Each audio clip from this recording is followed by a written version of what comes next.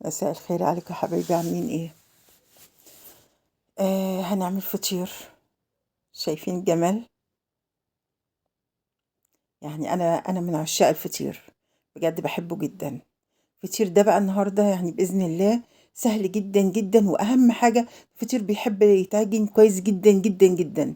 فده احنا هنعمله باذن الله كده من غير عجن ولا اي حاجه، يعني مش هيتعجن اكتر من دقيقه. انتوا عارفين طبعا ان الفطير بالذات يحب العجين كويس قوي قوي قوي. زي ما انتم شايفين كده طري، بسم الله ما شاء الله، وجميل ومورق وتحفة. احنا لا هنعجن ولا هنورق ولا اي حاجة. اللهم صل على النبي، جميل جدا فعلا. اللي بيشوفنا لأول مرة يا جماعة ياخد جولة كده في القناة، وإذا عجبه المحتوى بتاعنا يشترك في القناة ويفعل الجرس إن شاء الله عشان يوصل له كل جديد. بسم الله الرحمن الرحيم، اللهم صل على سيدنا محمد. ده نص كيلو دقيق هننخله، طبعا لازم ننخله كويس. ما ننساش يا جماعة المقاطعة، ما ننساش المقاطعة، وما ننساش اخواتنا ندعي لهم طول الوقت. ادعوا لهم يا جماعة. انا نخلت الدقيق وحطيت نص كوباية مية، نص كوباية مية بس مبدئيا، بعد كده هم عاوز مية هاخد. وحطيت فيها نص معلقة ملح صغيرة او اقل من نص معلقة ملح، ومعلقة سكر. بقلبهم كويس قوي عشان ما يبقوش محصولين كده في الدقيق. النص كوباية مية، طبعا انا حاطة نص كيلو دي، يعني انا هاخد اكتر من نص كوباية مية بكتير. فمبدئيا انا دوبتهم في ايه، في نص كوباية مية. اللهم صل على سيدنا محمد. اقلبهم كده. احنا اتفقنا ان احنا مش هنعجن، يا دوبك بس كده، يعني نشرب الدقيق ده بس ما يبقاش ظاهر. حطيت تاني ربع كوباية مية كمان. وطبعا انا مش عايزة اقول لكم حطيت قد ايه، ان كل دقيق وبياخد مية مختلفة عن التاني. اللهم صل على سيدنا محمد. بصوا يا جماعة، انا بس يا دوبك كده، يعني بصوا مش معجونة خالص. شايفين بتتقطع وعاملة ازاي، يعني ما اتعجنتش خالص. الطريقة دي بجد انا جربتها وحلوة جدا جدا، اعملوها وعلى ضمانتي. حلوة جدا بجد. يعني انا كده ما عجنتش، ما اخدتش معايا دقيقة. اللهم صل على سيدنا محمد. نجيب كيس ونحط فيه معلقة زيت كده، نمسحه كده بمعلقة زيت عشان خاطر بس العجينة ما تلزقش فيه. يعني يعتبر كده العجينة بالطريقة دي بتعجن نفسها لوحدها، مش محتاجة بقى أي حاجة. والحكاية مش محتاجة لا عجان ولا مجهود ولا أي حاجة. اللهم صل على سيدنا محمد. حطيتها في الطبق، بس طبعا الكيس ما يكونش مخروم عشان ما يخشش مية للعجين.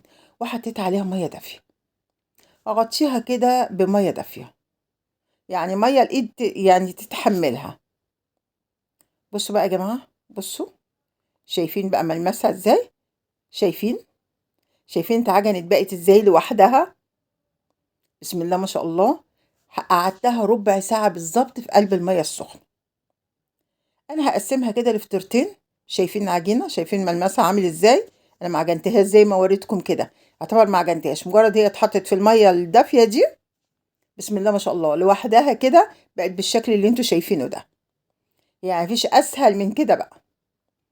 يا دوبك بس انت بتشربي الدقيق كده وخلاص، وبتحطيها في المية الدافية دي في قلب كيس طبعا تاني كيس ما يكونش مخروم طبعا. بس كده. اللهم صل على سيدنا محمد.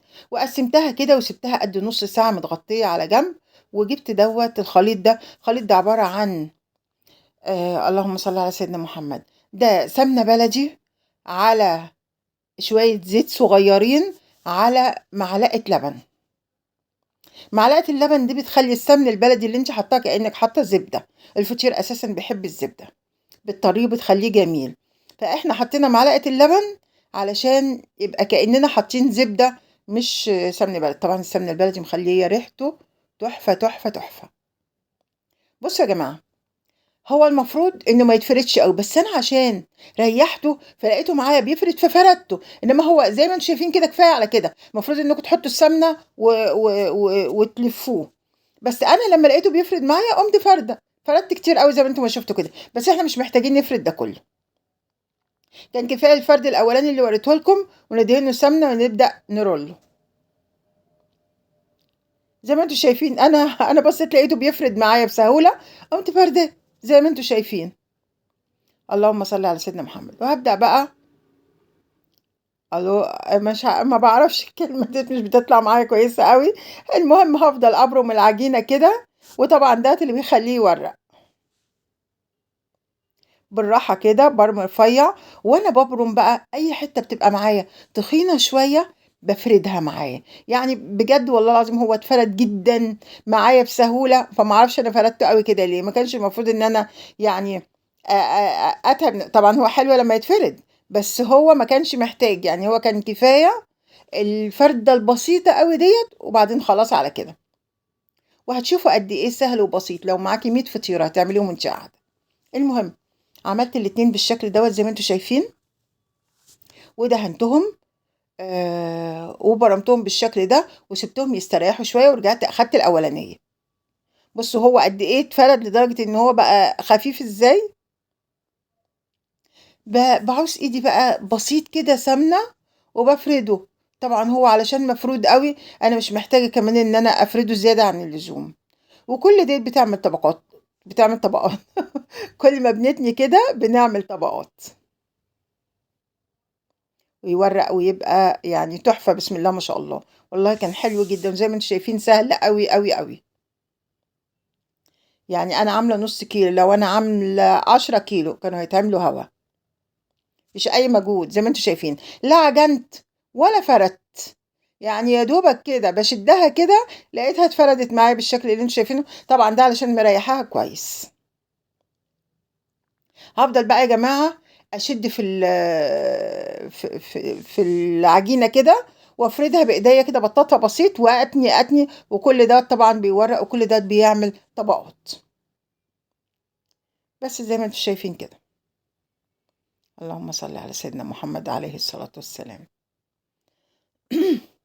فطير بقى قبل رمضان، يعني في رمضان ما بنعملش فطير ولا حاجات من دي، فقُلت من نِفسنا بقى قبل رمضان، ولقيته بجد الطريقة سهلة وجميلة، جميلة، اعملوا بيها والله مش هتندموا، جميل بجد، بس زي ما أنتم شايفين كده.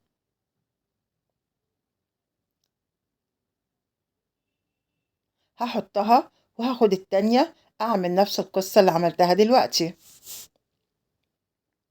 ناخد جزء، جزء منها كده وبإيدينا بالسمن بسيط كده، سمن بسيط جدًا، يعني أنا باخد قليل جدًا، لإن هي خلاص محطوط فيها أساسًا. اللهم صل على سيدنا محمد، أهي حطيتها بقى اللي عملتها دلوقتي حطيتها في الصينية برضه وغطيتها وخدت الأولانية زي ما أنتم شايفين بتتفرد بمنتهى البساطة، كل ما بتريحي بس بين كل حاجة يعني ما بين كل حركة بنعملها في الفطير بنريحه شوية، من يعني مش مدة كبيرة قد 10 دقايق، زي ما أنتم شايفين. اللهم صل على سيدنا محمد، في أسهل من كده؟ تحفة، تحفة جربوا الطريقة دي ومش هتندموا. خلاص كده يا جماعة، إيه رأيكم؟ إيه رأيكم في السهولة؟ برضه دايمًا كل ما بنسيبها تستريح شوية بنكون مغطيينها. أهي يا جماعة، اللي ارتاحت عملتها الأول، هُم 2 زي ما أنتم عارفين، أنا عملت نُص كيلو 2، هو ممكن نُص كيلو يتعمل واحدة تبقى كبيرة يعني، بس أنا عملتهم 2. اللهم صل على سيدنا محمد، شايفين بتتفرد بمنتهى السهولة، طبعًا لإنها زي ما قُلت لكم مرتاحة كويس، كل ما تريحوها كل ما هي تريحكم. شوية سمنة بقى على وشها وسر بقى من أسرار اللي بيخلّيها هشة كده بسم الله ما شاء الله ويعني وتحفة كده وتورّق أكتر وتبقى منفوخة وجميلة، إنِّك ما تدخّليهاش الفرن على طول، يعني دلوقتي المفروض إن هي كده خلاص اتعملت تمام أوي، سيبيها برضه 3، 4 دقايق تكوني فيهم بتسخّني الفرن، يعني ما تدخّليهاش الفرن كده أول ما سويتيها في الصينية، اصبري عليها شوية. دي الأولانية يا جماعة اللي أنا سويتها، برضه سويتها ودهنتها مسحة كده بسيطة بالسمنة تاني، ودي التانية طلعت أصغر شوية، بادّي لها تلميعة بسيطة كده من فوق الوش وباغطّيها، عشان تفضل كده طرية وجميلة هي بسم الله ما شاء الله بجد، بجد طلع تحفة، تحفة طريقة جميلة، جميلة. ما تنسوش اللايك يا جماعة، شايفين؟ يعني بعد ما سبتهم بشوية كده، شايفين كمان التسوية تحفة. على فكرة ما تخليهمش كتير في الفرن، لأن الوقت الطويل في الفرن بينشفوا. إنما هي كده بسم الله ما شاء الله طرية وجميلة وتحفة، الله أكبر. يلا تصبحوا على خير.